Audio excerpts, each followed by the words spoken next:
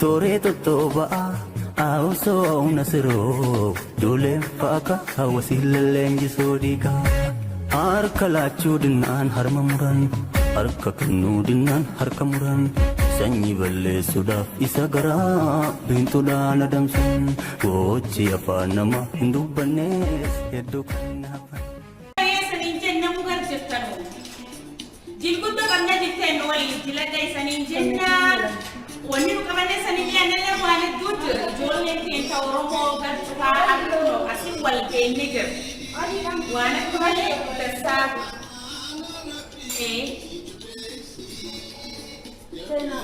Ito nagasitti serba welisa kena kawajama artisti nuho gobana piyen sa sablan timidetcha dubarti wanjam tu jeda hande mo asaninjen today sagale ase nanan single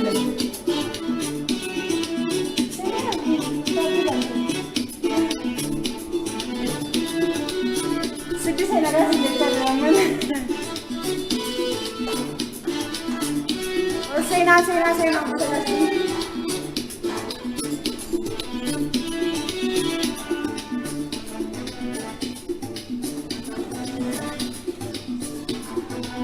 Bagaikan syamaran dubartoonni haadholiin obboloonni bagaikan single.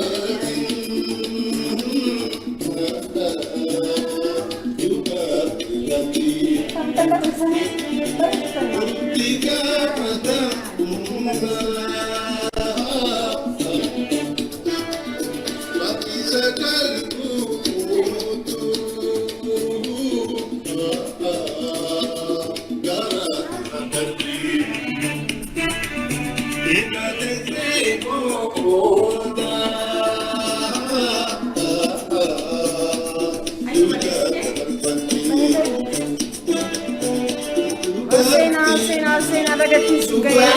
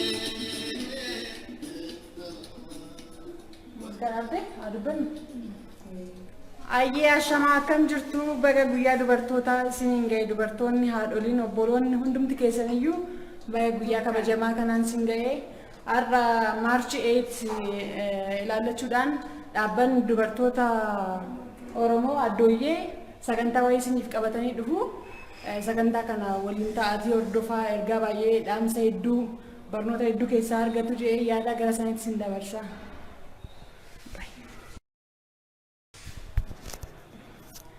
Ayyee dubbadha.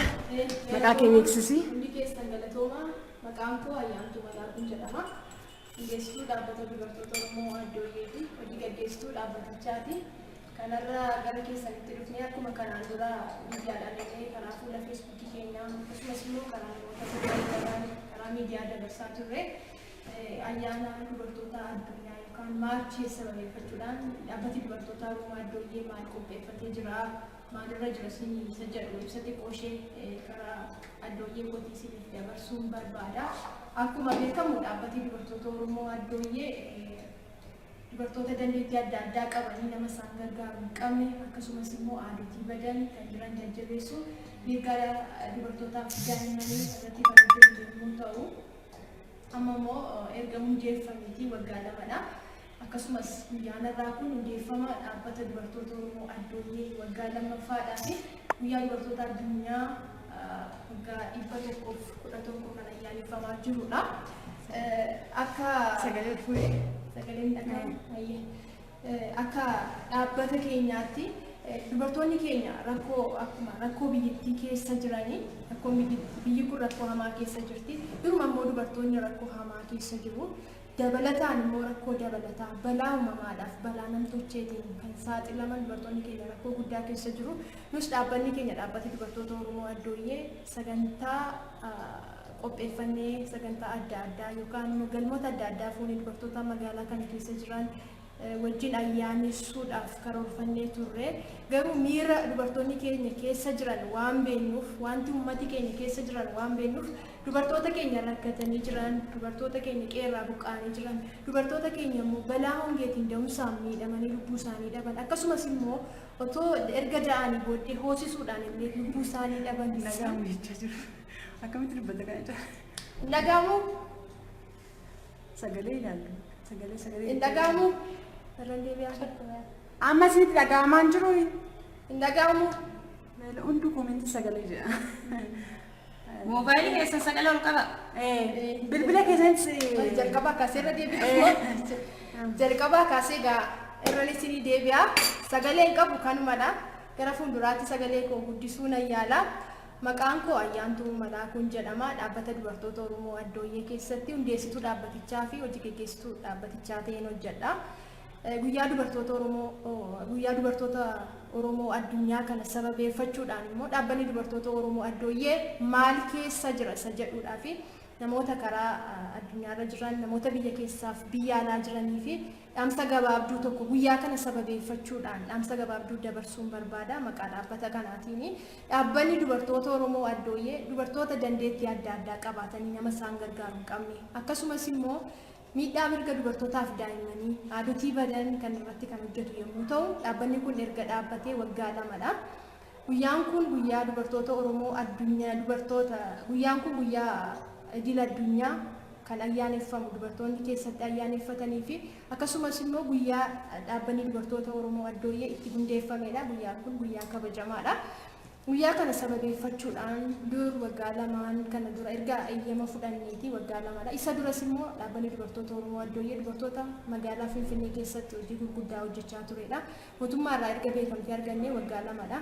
Haa ta'u iyyuu malee kanaan dura sagantaa adda addaa qopheessinee sirba aadotaatiin wantoota adda addaatiin kabajaa turre. Amma immoo haalli uummati keenya keessa jiru keessatti immoo haalli dubartoonni keenya keessa jiru miirri dubartoonni keenya keessa jiran waan beeknuudhaa fi ayyaana kana dubartoota rakkoo keessa jiran miidhaa balaa hongeetiin dubartoota miidhaman akkasumas immoo miidhaa namtolcheedhaaf balaa uumamaatiin dubartoota miidhaman sana bira dhaabbannee ayyaana kana dabarsina waanta jedhuun karaa fuula feesbuukii keenyaatiin akkasumas immoo karaa miidiyaalee adda addaatiin dabarfataa turreerra. Kanaaf dubartoonni kan nuyi amma irratti hojjennu Maarchi 18 kun ji'i kun guyyaa dubartoota addunyaa ji'i kun guutuun isaa guyyaa dubartootaa waan ta'eef namooti dubartoota keenya bukkee dhaabachuu barbaadan guyyaa kana sababeeffachuudhaan ji'a kana sababeeffachuudhaan dubartoota keenya bukkee dhaabachuu barbaadan dhimma kana irratti hojjechaa waan jirruudhaaf dubartoota keenya balaa hongeetiin miidhaman dubartoota keenya bara waraanaatiin miidhaman akka bira dhaabbattan kabajaan isin gaafadha. Kaayyoon dhaabbata keenyaa inni guddaan akkuma isiniin jedhe miidhaa mirga dubartootaaf daa'immanii irratti hojjechuudha. Akkasumas immoo haadhotii badan kan jiran immoo akkamittiin jajjabeeffamuu akka qaban kan irratti kana irratti hojjenna. Ammatti akka biyyattii guutuu keessatti eeyyama guutuu qabna. Ammatti immoo ispeesifikaali kan inni keessatti hojjennu magaalaa naannoo Oromiyaa qofadha. Akkasumas immoo ofiisii keenya yookaan biiroon keenya magaalaa Finfinnee keessatti argama. Kanaaf dubartoonni keenya rakkoo hamaa keessa jiru. Haalli amma biyya kana keessatti uumames wanti biyya kana keessatti uumame rakkoo dubartootaaf baay'ee sensitiividha waan ta'aniif namoota dubartoota kana bukkee dhaabbachuu yaadaan waan dandeessaniin akka bira dhaabbattan kabajaan isin gaafanna. Ammatti waan jechuu barbaadu kanumaadha. Addooyyeen koo waan itti dabalan yoo jiraate isaanis itti dabalan.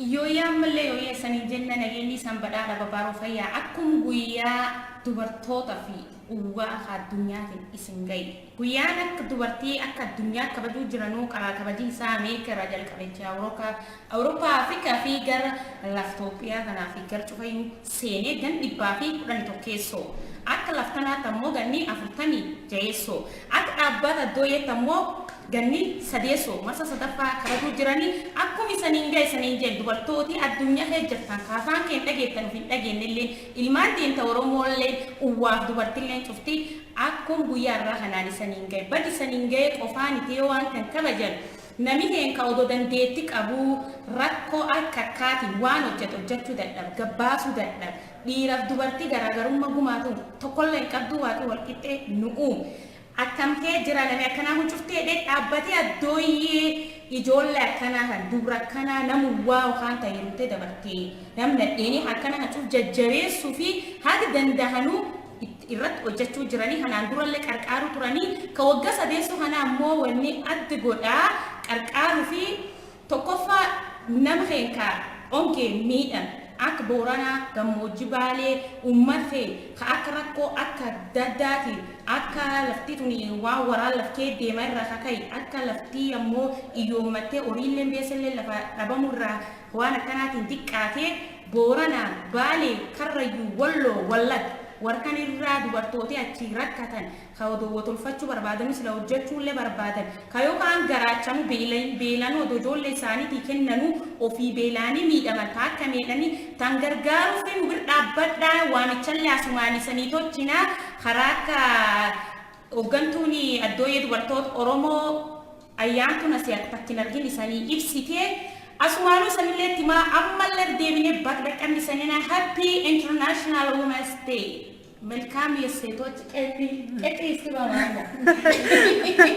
ሲድሴ መቃኮ ሲድሴ ኢብሳን ጀደማ በገቡያን ዲቨርቶታን ጌሰን ከነሙዳ ከነማልፋስ ትፉባምቲ እንኳን ለመላው ሴቶች ቀን አደረሳችሁ እንኳን አብሮ አደረሰን ሴቶች እህቶቼ ያገራችን ዋልታ መከታ የጀርባ አጥንት ስለሆናችሁ በርቱልኝ ጠንክሩ ነው የምላችሁ ሁሉም ሰው ከሴቶች ጎን ሊቆም ይገባል ሴት እናት ናት እህት ናት ሀገር ናት ስለዚህ ሴት ልጅን መንከባከብ ግድ ይላል እና እህቶቼ በርቱ ጠንካራ ሴቶች ሁኑ አሁን ባለንበት ወቅት ብዙ ፈታኝ ነገሮች ቢኖሩ ጠንካራ ሆነን ይሄንን ጊዜ ማለፍ ይገባናል ተረዳርተን ማለት ነው ተዳርዘን ስለዚህ በሁሉም ነገር እኔ እምለው ሁሉም ሰው ጠንካራ ሆኖ ጠንካራ ሀገር እንድናቆይ ለልጆቻችን እናቶች ስለሆነ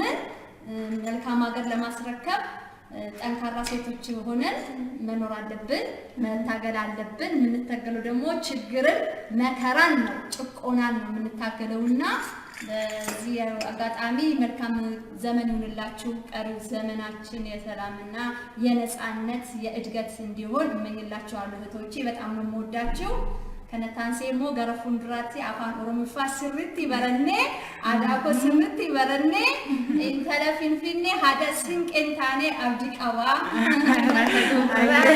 ተዱራ ሲንቄልኑ ታታ አድሲቄ አፋን ኦሮሞ ለከደሳ በረታ ሀገነዩ በረቴ ዱባቹ ሀቲፉ አቱማ ተዱራ ኢናፉ በረቴ አይዋን ጀቶ አያንቱ አኩማ ሳንደለን ኢሳኒስ ለሉኒስ ዋን ባየ ዱበቴ ሲዶኒስ ዋን ባየ ዱበቴ ለማንሳኒ ዋን ባየ ዱበተኒሩ ዋን ረቲ ደበሉ ባየ እንቀምኑ ገሩ ሁንዲ ኬኛ ይድርቀማ ዱበርቲን አኩማ ጀደሜ ለፌ ዱብዳ ብየ ከናቲ ዱበርቲን ሃዳ ኬኛ ዱበርቲን ሃዳ ቦታቲ ዱበርቲን እንጅርቱ ዮቴ wantin dumtu akka ona tokkotti ilaalamu ni danda'ama kanaaf namni kamillee dubartoota keenya keessatti immoo dubartoota Oromoo rakkoo hamaa keessa jiru akkasuma yuunivarsiitii faa namoota giraajuweetii godhan gaa'elan barbaachifne keessa seenanii gaa'elli sun ta'uu fi gaafa didu hoteelatti kan galanillee qaama isaanii kan gurguranii jiraatan baay'een isaanii dubartoota Oromooti suma Finfinnee keessatti argaa jirrudha kun dhoksaa miti lammaffaallee dubartoonni Oromoo akka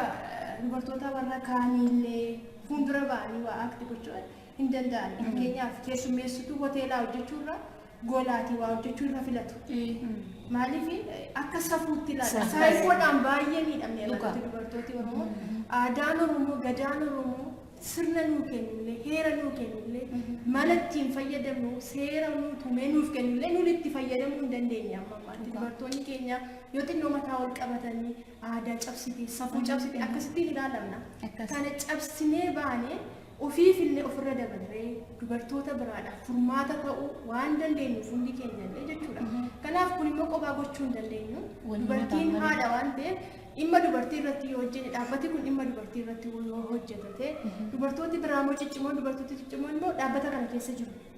Dubartoonni immoo akkasumas immoo karaa argachuu dhabanii bakka hin taane keessatti immoo kukkufanii haala hin taaneef saaxilamanii immoo dhukkuba hin taaneef saaxilamanis immoo dubartoota hedduutu jiru. Akkasuma argaa oolluudha. Maaliif rakkoon biyya kanaa dubbatamee waan hin dhumnee fi siyaasa biyya kanaa keessa rakkoon dubartii waan dhokatee jirtuuf akkuma biyyaatti biyyittiin rakkoo guddaa keessa jirti immoo akka dubartiitti rakkoo guddaa keessa jirra. Maaliif hongeen kun illee maal miidhaa jira dubartoota miidhaa jira. Dubartooti keenya amma fakkeenyaaf yoo agarte lalistuu isumatti argiteedha. Fakkeenyaaf mala qusannoo ulfattiin ittisan baay'een isaanii beekanii ulfam garatti qabatu. Dubartiin nyaata barbaachisa da'uudhaaf nyaata barbaachisa. Wantoota ishee qaama ishee jabeessan barbaachisa.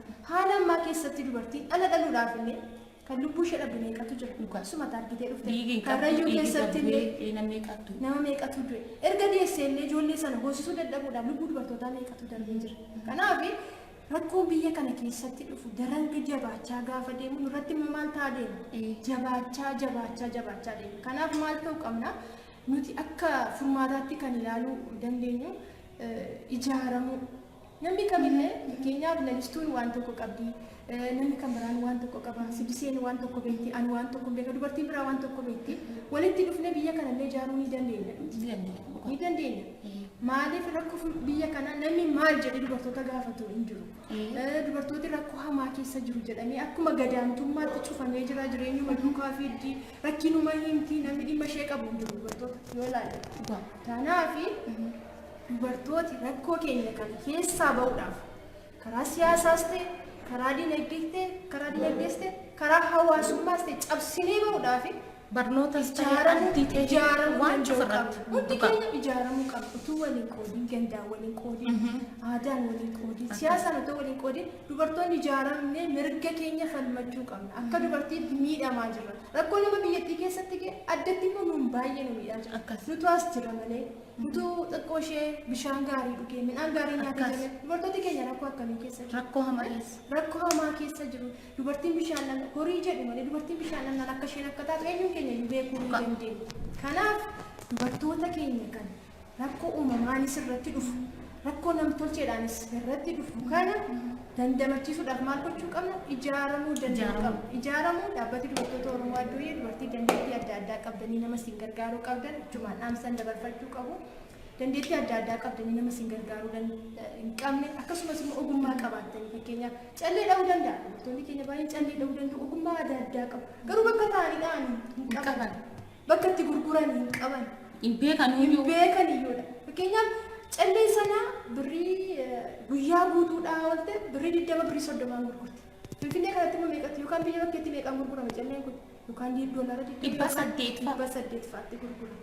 Dubartoonni keenya miidhaatu irra dhaqqabaa jiru. Dinagdeedhaanis gabaa keessaa ba'aniiru. Siyaasaan fakkeenyaaf siyaasaan ana akka kootti akka ilaalcha kootiitti namni kamillee waan natti fakkaata siin lakkoofsi tokko ja'a akkuma jedhan jaasti fakkaachuu danda'a anatti immoo 9 fakkaachuu danda'a garuu lakkoofsi kun ja'a yookaan 9 jettee ana loluu qabu ana akkanatti fakkaatetti dubbachuu danda'a akkas atis immoo akkasitti fakkaatetti dubbachuu dandeessa yaada waliigalaa tokko irratti waliigaluu hin danda'u biyya kana keessatti yoo dubartiin waan tokko haasa'u mana qabattuu dhattee teessee mucaan dhabdu ati dubartiin golaa oli malee wanta akkasii saayikooloojikaalii dubartoota baay'ee miidhuudhaan wanti nurratti ga'e kun wanti nurratti qaqqabe kun keessumaa akka dubartoota ittaanutti hin dabarretti irratti hojjechuu danda'u qabna. Hundi keenya jecha dubartii qofa osoo hin taane dhiirri Oromoo namni haadha qabu namni obboleettii qabu namni haadha manaa qabu dubartii akka isheen yaada ishee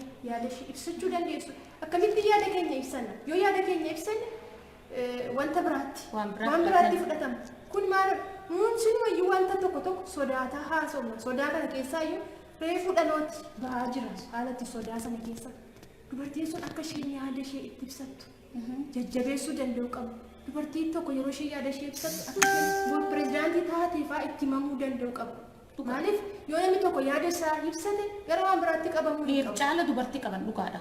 Maaliif yaada biraa yaada ishee ibsachuu dandeessi dubartiin. Bor maaliif furmaata tokko fiddee biyya kanaaf furmaata ta'uu dandeessi dubartiin. Kanaaf akka yaada keenya ibsannu mirga keenya akka kabajannuuf waan barbaanne godhachuu kan dandeenyu yoo ijaaramne qofadha.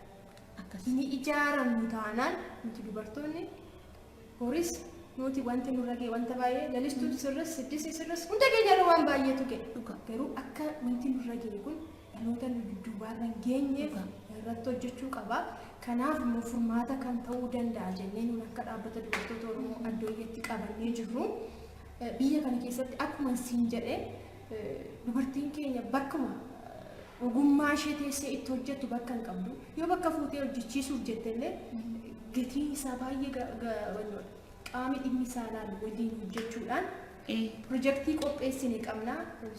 Siddii seenisbeetti addooyyee tireeningi seentar and interpreneurship kan jedhu yookaan immoo bakka leenjii giddugala leenjii addooyyee ijoollee abbaa faadhaan qabne dubartoota bakkeetti kufanii fakkeenyaaf ogummaa adda addaa qabanii waan bakka ta'anii hojjetan hin qabneefaa dubartoota akkasii aadaa badan amma fakkeenyaaf Oromoon amma beebii shaawar kan jedhamee amma nuti itti fayyadamne Oromoon sirna mataa isaatii qaba. Dubartiin yeroo beebii shaawar jedhee amma qopheeffatu maal jedhee akka qopheeffatu dubartiin gaafa biraayidii kan jedhamu kun Oromoonis qabatu aadaa keenya isa badaa deemu kanallee itti akkamittiin itti fayyadamaa akka deemu aadaa keenya isa bade jabeeffachaa isa bade fidachaa isa jiru immoo jajjabeeffachaa dubartoota keenya immoo dandeettii adda addaa dubartoota kalaqa adda addaa hojjechuu danda'an.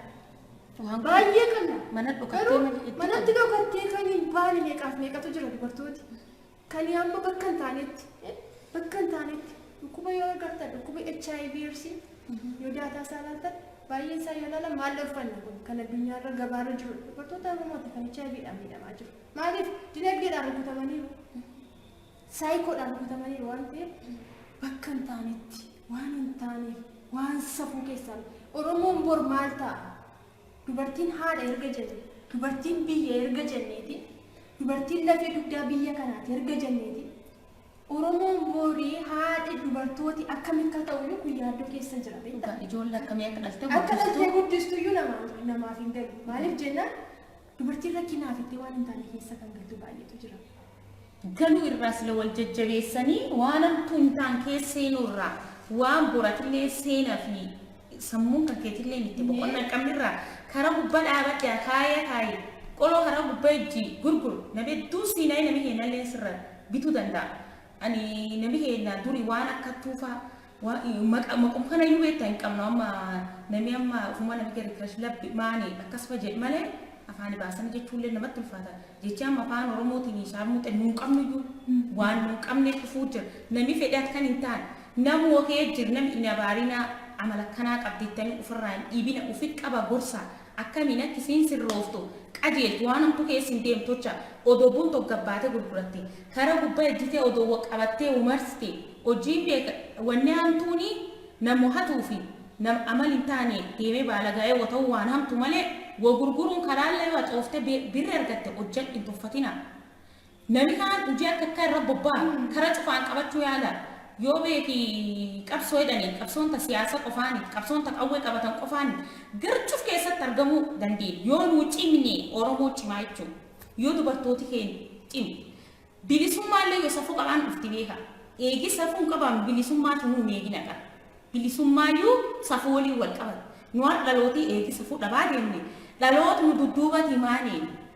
dudduubati maaneen yoo dubartooti keenya akka dassataa nama gamitti gurra Oromoo taphachaa deemu nama gamitti intala Oromoon fuudhee itti taphachaa deemu namni eegee dheerti bireek yoo tokko onneen cabxa deebi'ee hojjechuu hin danda'u.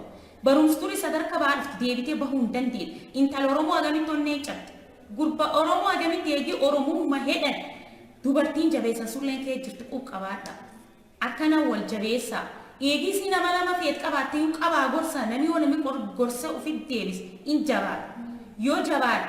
yoomonet jabaatu laallistuun jabaatu siddiseen jabaatu wayyuun jabaatu intaltire dubar namni cufti jabaate waliin dubarteedhaan dubartii kophatee ittiin jiru oromoodhaan oromoo namichi tokko jiru oromoodhaan kan kopha jiru jiru isanilleen akkanatti ijoolleetiin bir dhaabadha namu wal jajjabeessa waliin abaarina kun qarmaani lubbuma namni ammoo siyaasa fa dubbate wanneen paartiin tokko inni isaan tayyoo jiraan yaa maqabeeta karaa isiin takka galatti hin bahin laal waan namaamtu akka tumbaarmaani tumsaaramuudha waan isaan cufetti maxxansan. Arrabsuun baqatana magani mana galka dhiiratu ka duraa isa namumlaan jabaatee arrab kanayyuu namni gara addaatu godhee waan tokko ittiin fakkaatu cabsee warri argamu sun badhaafamuu qabduu dubartii akkasii lubbuma jechi tokko siin dubbat ha arraba nu arrabii aada kennani dhiiroo arrabii waan sooshaal miidiyaa irratti oomishameelee yoo gari waa wal si gaafachiisa arrabii aada kennani is dubrifaa irraa of qusadha waaq sodaadha dubrechuun nam laftan ijaar dubrechuun isiin manjaar ijoollama sun keessa dhalattee dhufee olla sun jaar laf sun jaar bii sun jaar namuu gar jirru yoo akkana wal gorsi yoo wal bir dhaaban lubbuma dubartii oromoo tokko yoo wayin hojjadheette fakkeenya safuu eegadheettee intali tokko fiilmii baasu fotaate fiilmii kun sassafuutti eegata yoo ta'e